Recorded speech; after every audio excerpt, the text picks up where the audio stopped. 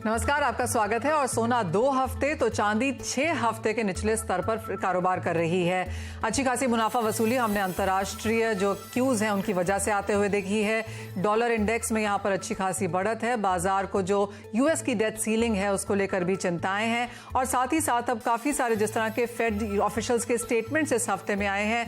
माना यह जा रहा है कि इंटरेस्ट रेट जो हाइक है वो शायद इस साल में और एक और देखने को मिल पाएगी, और जहां तक कटौती की बात है वो अगले साल से शायद पहले नहीं देखने को होगी। मई के अंत तक कैसी रह सकती है सोने की चाल, क्या कुछ क्यूज यहां पर देखने चाहिए, इन सब पर बात करने के लिए हमारे साथ हैं पैराडाइम कमोडिटीज के बीरेन वकील, एक्सिस सिक्योरिटीज के प्रीतम पटनायक, साथ ही क्वांटम म्यूचुअल फंड की गजल जैन एंड मेटल फोकस के सीनियर कंसल्टेंट हर्षल बारोट हमारे साथ हैं। फोकस यहां पर हम पहले सोने चांदी पर ही रखेंगे क्योंकि काफी सारे क्यूज हैं, लेकिन एक इंपॉर्टेंट चीज ये भी है कि मई के महीने के बाद ये पहली बार है जब सोने ने $2000 पर आउंस का लेवल नीचे की तरफ तोड़ा है। क्या है इंपॉर्टेंट सपोर्ट लेवल्स, कहां पर बाइंग करनी चाहिए, इन सब पर करेंगे फोकस। सबसे पहले गजल आपसे जानना चाहेंगे किस तरह के ट्रेंड्स आप देखती हैं, प्राइस व्यूज क्या हैं, और जहां तक ईटीएफ बाइंग है पिछले 1 महीने में वो कैसी रही? जैसे कि आपने कहा, मई गोल्ड ने बहुत ही स्ट्रॉन्ग पोजीशन से स्टार्ट किया था। यूएस में एक रीजनल बैंकिंग क्राइसिस के कंसर्न्स और फेड की पॉलिसी मीटिंग जिसमें फेड ने एक थोड़ा सा विंडो ओपन किया था, हिंटिंग कि वो शायद पॉज करेंगे। सो हमने देखा कि गोल्ड बहुत भागा। अभी हम देख रहे हैं कि गोल्ड में थोड़ी वीकनेस आई है क्योंकि डॉलर और यूएस ट्रेजरी यील्ड्स हम स्ट्रॉन्ग होते हुए देख रहे हैं। मेनली इसका रीजन जो डेट सीलिंग का जो नेगोशिएशंस यूएस में चल रही है उसके कारण एक सेफ हेवन बाइंग हम डॉलर में देख रहे हैं, एंड यूएस ट्रेजरी बॉन्ड्स में एक सेलिंग देख रहे हैं जिनके कारण यील्ड्स ऊपर जा रही है। एंड इन दोनों वजहों से हम देख रहे हैं कि गोल्ड में थोड़ी वीकनेस आई है। इसके अलावा जैसे कि आपने कहा, अप्रैल की जॉब्स डेटा यूएस के बहुत स्ट्रॉन्ग आया, वेज गेन्स एक अच्छा मोर देन एक्सपेक्टेशंस एक फिगर आया। यूएस सीपीआई में भी हमने एक स्लाइट डिसेलरेशन देखा, बट हम देख रहे हैं कि अभी भी प्राइसेस स्टिकी हैं। तो ये सब चीजें गोल्ड प्राइसेस ने प्राइस इन की है, और इसलिए अभी ये वीकनेस हम देख रहे हैं। ये थोड़ा एक्सपेक्टेड था बिकॉज मई की स्टार्टिंग में गोल्ड ने 3 rate cuts actually price in कर लिए थे based on the fades policy, and इसलिए हम एक कंसोलिडेशन एक्सपेक्ट कर रहे थे, एक मॉडरेशन इन एक्सपेक्टेशंस जो कि अभी हमें होता हुआ देख रहे हैं।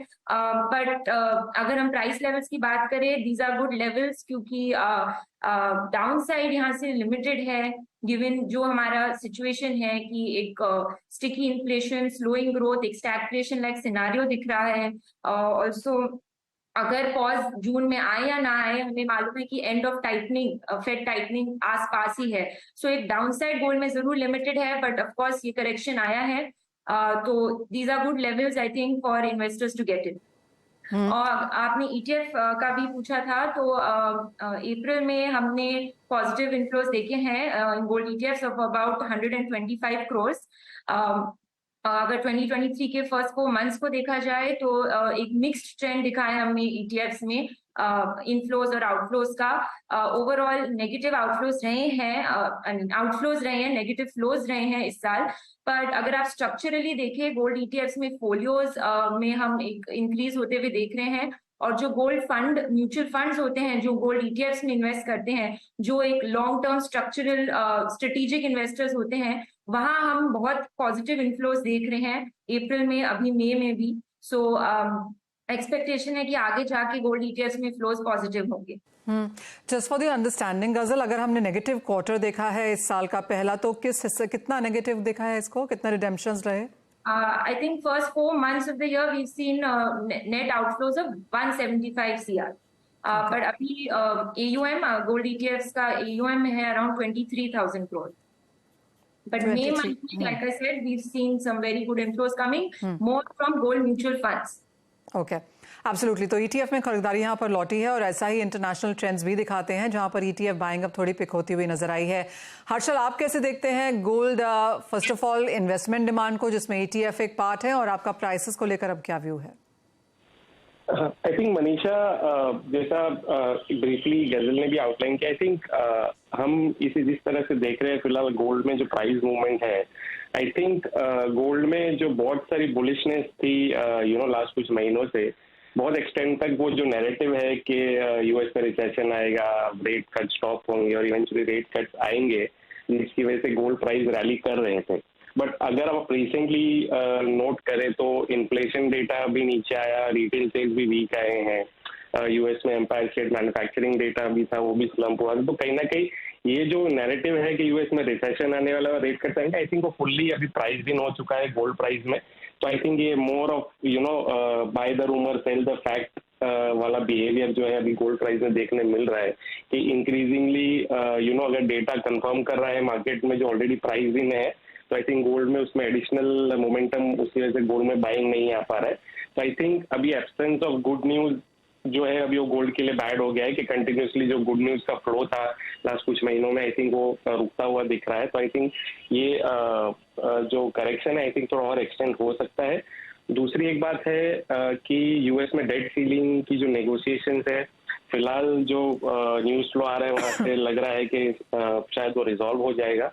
तो वो भी एक बहुत बड़ा डाउनसाइड रिस्क गोल्ड को पोज करता है। ऑलरेडी यूएस में सीडीएस प्राइसेस है वो कूल डाउन होने लग गए हैं, जो ये बता रहा है कि मार्केट में जो एक नर्वसनेस थी वो शायद थोड़ी कम हो रही है। तो थोड़ी अनसर्टेनिटी अभी भी है, तो थोड़ी वॉलेटिलिटी जरूर हम देख सकते हैं। बट मुझे लगता है कि प्योरली टेक्निकल लेवल्स की बात करूँ तो आई थिंक 1950 बहुत ज्यादा क्रूशियल है गोल्ड के लिए। अगर 1950 ब्रेक करता है तो हमें लगता है कि $1800 तक के लेवल्स भी by the end of this year हम फोकस करते हैं। हर्षल, अपसाइड में क्या सेंस है फिर यहाँ पर? अभी तो प्रॉफिट टेकिंग है, लेकिन जैसे आपने कहा absence of good news also is work, जो आगे जाके शायद चेंज भी हो सकता है। फ्राइडे को जेरोमी पावेल की स्टेटमेंट है, आई एम अज्यूमिंग बाजार काफी हद तक वहां से क्यूज लेंगे। राइट। तो अपसाइड में हमारा जो आई थिंक अपसाइड ये है, टॉप जो है हम प्रेडिक्ट करते हैं, आई थिंक गोल्ड $2100 के ऊपर हम जाता हुआ नहीं देखते। इमीडिएट टर्म्स में आई थिंक गोल्ड ने 2550 के ऊपर भी क्लोज नहीं दिया है। तो आई थिंक वो एक from trading perspective I think वो बहुत ज्यादा इंपॉर्टेंट लेवल है, उसके ऊपर क्लोजिंग गोल्ड में आई नहीं है। ऑलमोस्ट एक triple top kind of formation भी है, जो और एक बड़ी रिस्क है टेक्निकली एक सेल ऑफ की। तो आई थिंक नेक्स्ट कुछ दिन बहुत ज्यादा इंटरेस्टिंग रहेंगे और उसमें आई थिंक सबसे ज्यादा इंपॉर्टेंट जो वॉच करना होगा वो यूएस डेट सीलिंग का डिबेट होगा। एब्सोल्युटली। प्रीतम, आप कैसे देखते हैं gold prices to begin with? क्योंकि हमने इंट्राडे में ब्रीफली ही सही 2080 का लेवल भी आता हुआ देखा, लेकिन जैसे हर्षल ने कहा 2050 के ऊपर क्लोजिंग नहीं देखने को मिली। नीचे में 1810 का लो है इस साल का, और आप क्या रेंज यहाँ से बनता हुआ देखेंगे near term, slightly longer term? Slightly longer term में मेरे को नहीं लगता है कि 59,700 का लेवल, 790 का level is a very strong level for support for gold. मुझे लग रहा है कि वो उस रेंज से ऊपर की तरफ से 61,090 के लेवल के ऊपर क्रॉस करता है तो वापस तेजी का रुख आ ही जाएगा। ठीक है, ऑल दीज न्यूज मैं हरदम मेंटेन करता हूँ कि नॉइज से ज्यादा actual factual data and is more important. But noise के हिसाब से जितना करेक्शन आएगा, आई थिंक ज्यादा सिग्निफिकेंट करेक्शन हम लोगों ने गोल्ड में देख लिया है। टेक्निकली आप मेरे को पूछोगे तो इंट्राडे बेसिस पे भी मेरे को लगता है कि थोड़ा सा रिस्क लेके खेल के चल सकते हैं हम लोग। बट लॉन्ग टर्म बेसिस में तो कोई फर्क नहीं पड़ता, बिकॉज गोल्ड मुझे लगता है every day is a good buying opportunity for the long term basis. While हमारे यहाँ पेसिमिज्म बढ़ रहा है about the fact that all the news has been factored in, but एक बड़ा फैक्टर जो है वो इंटरेस्ट रेट कट्स है। एवरी सक्सेसिव कट एक फिलिप देगा गोल्ड प्राइसेस को। So I think from long term perspective, I'm not too worried about gold prices. और also मैंने बोला 59,700 के आसपास रेट आता है तो वापस खरीद के ही चलने का मैं रिकमेंडेशन करूंगा। रही बात आज का ट्रेडिंग का, although obviously I will work with fixed stop losses, क्योंकि $2,000 का लेवल एक साइकोलॉजिकली स्ट्रॉन्ग लेवल था। So for intraday I will play with 60,350 के लेवल पे मैं बाय करके चल सकता हूँ। एक स्टॉप लॉस लगाऊंगा 60,150 का, टारगेट प्राइस है 60,600 का। ऑलराइट, यानी कि एक बार 60,000 नीचे में रुपीस में तोड़ सकते हैं गोल्ड के बाय प्राइसेस। आपको बता दें कि अगर इस साल की बात करें, 2023 कैलेंडर ईयर की बात करें, तो एज ऑफ नाउ हमने 55,000 नीचे में और ऊपर में ऑलमोस्ट 62,000 के लेवल सोने में बनते हुए देखे हैं। तो क्लियरली एक बहुत बड़ी रेंज यहाँ पर बनती हुई नजर आई है। बीरेन जी, आप क्या करने की राय देंगे? आप क्या लेवल्स देखते हैं गोल्ड के लिए? चाइनीज डेटा काफी सरप्राइजिंगली शॉकिंग है। डिफ्लेशन ऑलमोस्ट वहां शुरू हो गया है। वैसे यूएस सीपीआई भी जो ऊपर में ऑलमोस्ट 9% था वो 4.9 तक आ गया है। इंडियन होलसेल इन्फ्लेशन भी 0.92 तक देखा है। तो जो inflation gold as a inflation hedge की जो एक कोर आर्ग्यूमेंट होती है वो थोड़ी कमजोर पड़ गई है। यहाँ से थोड़ा सा डाउनसाइड मुझे दिख रहा है फिलहाल। अब गोल्ड को वापस ऊपर आने के लिए कोई स्टिमुलस या rate cut, probably Chinese RR cut जैसे कोई कारण की जरूरत है। फिलहाल तो ये मीनिंगफुल करेक्शन टाइप का मूड है, तो नियर टर्म शायद हम 1970 2010-20 के बीच देखेंगे। तो 1970 1950 के आसपास सोना यहाँ पर एज ऑफ नाउ कुछ सपोर्ट लेता हुआ नजर आएगा। बहुत दूर नहीं है ये 1970 से, तो क्लियरली लेवल्स वॉच करने की जरूरत है। गजल, अगर हम अप्रैल का मंथ देखें तो इंडियन गोल्ड इंपोर्ट्स में 45% का डिक्लाइन देखने को मिला है पिछले साल के मुकाबले। आपको लगता है अब क्योंकि गोल्ड प्राइसेस थोड़े से नीचे आए हैं, कंसोलिडेट हो रहे हैं, करेक्ट हुए हैं, ये नंबर भी बढ़ता हुआ दिखेगा? जी बिल्कुल। सो हिस्टोरिकली हमने देखा है जब gold prices all time highs touch करते हैं या इंक्रीजिंग ट्रेंड में रहते हैं, तो फिजिकल मार्केट्स में हम देखते हैं कंज्यूमर्स साइडलाइंस में वेट करते हैं।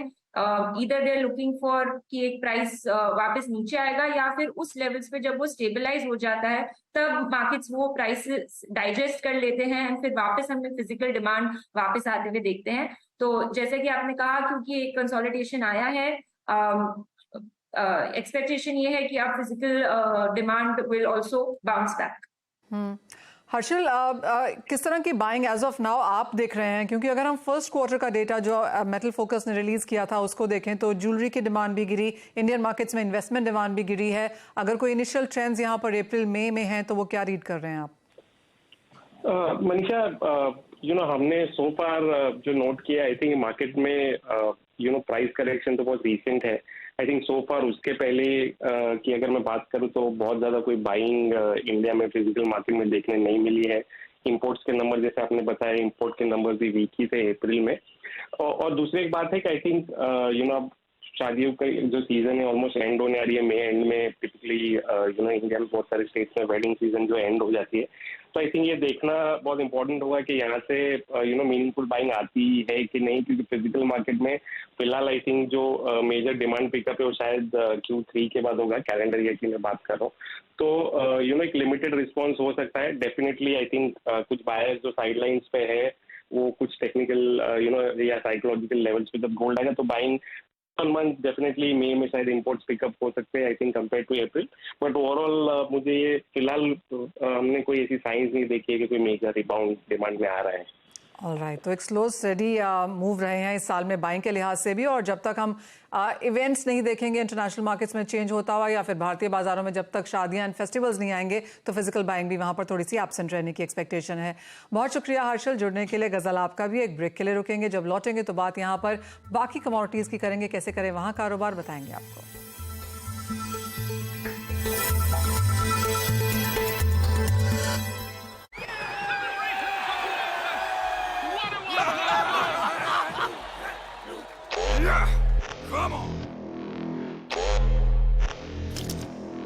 फोन पे UPI light,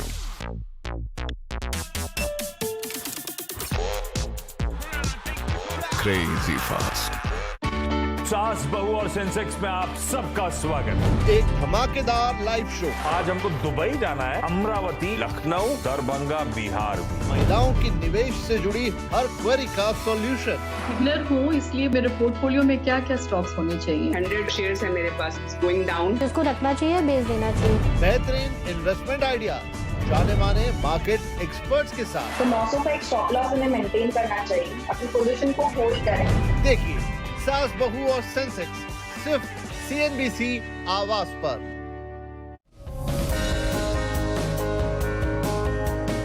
We strongly believe that sustainable is attainable for every one of us.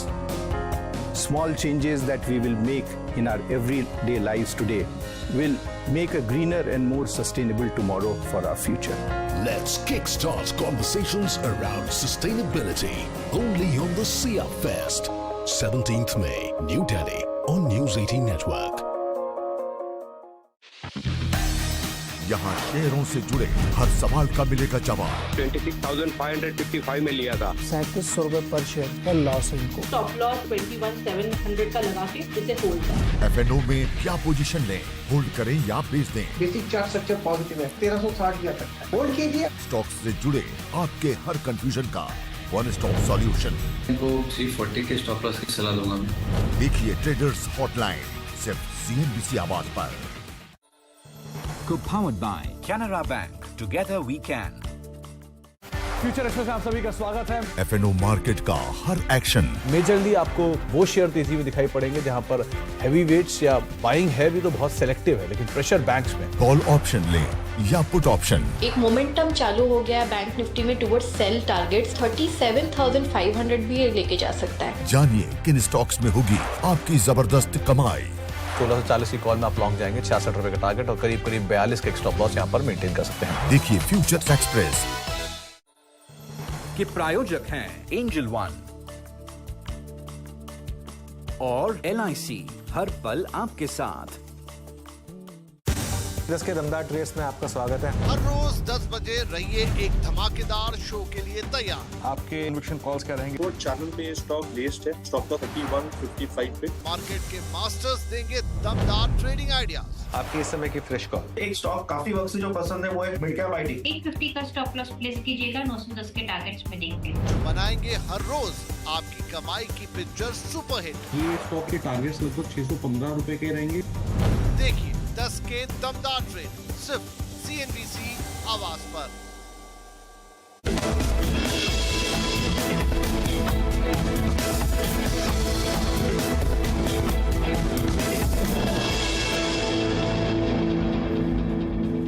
आपका स्वागत है। हमारे साथ हमारे गेस्ट बने हुए हैं और सबसे पहले उनसे टॉपिक्स जानने का समय है। बीरेन जी, आप कैसे देखते हैं बाजार को और आपके टॉप ट्रेड्स कहाँ हैं? मेटल सेक्टर में मार्केट थोड़ा सा ओवरसोल्ड है। तो मैं यहाँ क्लियर ट्रेंड नहीं है मेरे पास। तो मैं स्पाइसेस सेक्टर में जीरा में बाई साइड में प्रेफर करूँगा जाने का। 46,000 के आसपास स्टॉप लॉस 44,500 का रहेगा और टारगेट रहेगा 48,800 के आसपास का। दूसरी पिक मेरी टर्मरिक में रहेगी। यहाँ थोड़ा कॉन्ट्रा कॉल है, यहाँ 8900 में सेल प्रेफर करूंगा थोड़ा सा स्पाइक पे, और स्टॉप लॉस 92 का रहेगा, मीन्स 1200 का, और टारगेट रहेगा 8000 के आसपास। बीरेन जी, जीरे पे ही आपसे पहले जानना चाहेंगे और कुछ मुनाफा वसूली हमने आते हुए देखी और बाजार को लग रहा था कि शायद 42-40 तक भी यहाँ पर प्राइसेस नीचे में जाएंगे, लेकिन 44 के आसपास से ही बहुत स्ट्रॉन्ग रिबाउंड हमने आता हुआ देखा है। यहाँ पे आप क्या लगता है आपको, क्योंकि फंडामेंटल स्ट्रॉन्ग है, कहाँ पर एक स्ट्रॉन्ग सपोर्ट बनता हुआ दिखेगा? नियर टर्म ऐसा लग रहा है कि 42-43 एरिया है, वहां से बार्गेन बाइंग आ रही है। थोड़ा सरप्राइजिंगली ये है कि एक्सपोर्ट डिमांड अभी भी थोड़ी दिख रही है इसमें। तो जो डिमांड डिस्ट्रक्शन की जो फियर है वो अभी तक मटेरियलाइज नहीं हो रही है। तो मैं ऐसा मान रहा हूँ कि जब तक ये 42 को होल्ड करता है तब तक इसमें हल्का सा बायस अपसाइड का रहेगा। बीरेन जी, हैविंग सेड दैट, एक काफ़ी स्ट्रॉन्ग स्पेकुलेटिव होल्डिंग भी हमने यहाँ पर आते हुए देखी है। अगर कोई भी इस तरह की खबर आती है कि डिमांड डिस्ट्रक्शन है या खरीदारी नहीं है या अंतर्राष्ट्रीय बाजारों के भाव थोड़े गिरते हुए नजर आए हैं, जो भी यहाँ पर न्यूज़ आती है, तो एक सपोर्ट लेवल फिर उस लिहाज से कहाँ बनेगा अगर बिकवाली यहाँ पर बनती है तो? वैसे मैं थोड़ा ब्रॉडर टाइम फ्रेम में देखूं तो मुझे ये वैसे बबल कैटेगरी में दिख रहा है, बट कभी कभी बबल और मेगा बबल दो कैटेगरी होती है। तो इसलिए मैं फिलहाल इसको शॉर्ट करना नहीं चाहता हूँ, क्योंकि इसका जो एक पैरेलल OTC मार्केट है वो काफी वाइब्रेंट, काफी एक्टिव, जिसमें कंटेनर बेस पे ट्रेड होते हैं। तो वहां से जब तक मुझे वो सेल सिग्नल नहीं मिलेगा तब मुझे ऐसा लग रहा है कि फॉर ए टाइमिंग कभी कभी बाजार आपको गलती की चॉइस देता है कि आपको दो में से एक गलती करनी पड़ती है। तो मैं बाय साइड की गलती करना चाहूंगा। Alright ji, of course fundamental strong है और जैसे आपने कहा फिजिकल मार्केट हो या फ्यूचर्स, दोनों ही जगह यहाँ पर bulls on the stronger side हैं। प्रीतम, आप कैसे देखते हैं और आपके टॉप ट्रेड्स आज के दिन में कहाँ हैं? मुझे लगता है कि जो बैड न्यूज था वो क्रूड मोर और लेस फैक्टर्ड है। वो डेट सीलिंग हो या चाइना का डिमांड डिस्ट्रक्शन हो, आई थिंक मोर और लेस वो फैक्टर्ड है, तो कहीं ना कहीं and also that inventory buildup हुआ था, वो सारा न्यूज कहीं ना कहीं मार्केट में डाइजेस्ट कर लिया है। तो क्रूड यदि 5800 लेवल्स पे आता है तो मुझे लगता है एक बार you know we can go long. Stop loss लगाएंगे एट 5750 का और टारगेट प्राइस रहेगा 5860 का एंड फिर 5900 का। बट स्टॉप लॉस लगाना बहुत ही जरूरी है बिकॉज मार्केट में वॉलेटिलिटी बहुत सिग्निफिकेंट रहेगा, राइट। एंड रही बात मेटल्स में, I think copper, I think China story, the US slow down, impact first copper पे ही आएगा, बोथ पॉजिटिव एंड नेगेटिव। सो अभी भी मुझे लगता है कि कॉपर एक बार 722 के लेवल के आसपास आता है तो एक अच्छा अपॉर्चुनिटी है to go short. Stop loss लगेंगे 726 का और टारगेट प्राइस रहेगा 770 फर्स्ट टारगेट। ओके, तो ये लेवल्स हैं यहाँ पर फिलहाल मेटल्स में भी वॉच करने के लिए। क्विक व्यू आपसे नेचुरल गैस पर भी लेना चाहेंगे प्रीतम, क्योंकि यहाँ पर एक रेंज अटकती हुई नजर आई है और आज का दिन मुनाफा वसूली के साथ शुरू हुआ। करेक्ट, बट एक ही चीज है मनीषा, इसमें नेचुरल गैस में आप देखेंगे तो वन मेजर न्यूज जो फ्लो है कि सप्लाई साइड पे थोड़ा कंस्ट्रेंट बिल्ड हो रहा है अभी वापस, क्योंकि 16 रिग्स की प्रोडक्शन कम हो गई। अभी total rigs under for producing natural gas 141 level के आसपास ही है। तो मुझे लग रहा है उसके हिसाब से एक सपोर्ट लेवल आ सकता है, तो एक बार नेचुरल गैस यदि 193 के आसपास आता है तो वहां पे बाय करके चल सकते हैं। स्टॉप लॉस लगाएंगे 190 और टारगेट प्राइस रहेगा 197। ऑलराइट, और प्रीतम जैसे बीरेन जी ने कहा कि मेटल्स एज ऑफ नाउ थोड़ा डायरेक्शनलेस हैं, ओवरसोल्ड भी हैं टू एन एक्सटेंट, लेकिन आपकी कोई टॉप ट्रेड यहाँ पर? हाँ, बिल्कुल ही सही बता रहे हैं। एल्यूमिनियम एक है जिसमें मैं I stick my neck out, मैं बोलता हूँ कि शायद से अगर 206.50 के आसपास आता है तो वहां पे बाय करके चल सकते हैं। स्टॉप लॉस रहेगा 205 का एंड टारगेट प्राइस रहेगा 208 का। बीरेन जी, चांदी पर कोई व्यू है आपका? चांदी में अगेन थोड़ा डाइसी व्यू है, but nonetheless please put a strict stop loss. मैं ये पहले डिस्क्लेमर देता हूँ। यदि चांदी 72,700 को खुदाता है तो वहां पे बाय करके चल सकते हैं। वेट करिए वो लेवल, यदि आता है तभी एंटर करिएगा ट्रेड। स्टॉप लॉस लगाएंगे 72,400 का और टारगेट प्राइस रहेगा 73,100 का। बीरेन जी, आप भी खरीदेंगे चांदी? मैं थोड़ा आज साइडलाइन रहूंगा। ऑलराइट, तो ऑफ कोर्स वो व्यूज यहाँ पर कॉशन के और स्टॉप लॉसेस के और टारगेट्स के यहाँ पर हमारे एक्सपर्ट्स की तरफ से आते हुए। ऑफ कोर्स फ्राइडे काफ़ी इंपॉर्टेंट रहेगा, मार्केट कमेंट्स सुनेगी यहाँ पर फेड चेयरमैन के। लेकिन बहुत शुक्रिया प्रीतम एंड बीरेन जी दोनों का ही साथ जोड़ने के लिए, तमाम स्ट्रैटेजीज भी शेयर करने के लिए। हम ब्रेक के लिए रुकेंगे, उसके बाद लेकर आएंगे आवाज़ समाचार।